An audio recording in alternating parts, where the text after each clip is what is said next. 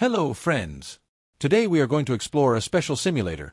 It shows how the ESP32C6 microcontroller works with a 5-inch TFT display. The best part is, this simulator runs directly in your browser. No hardware, no wiring, no library installation needed. Just open it and watch the graphics tests. There are 20 tests in total. The first 14 are basic graphics.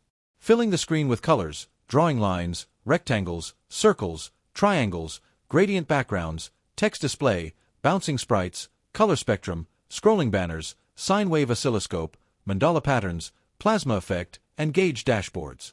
The new 6 tests are even more exciting.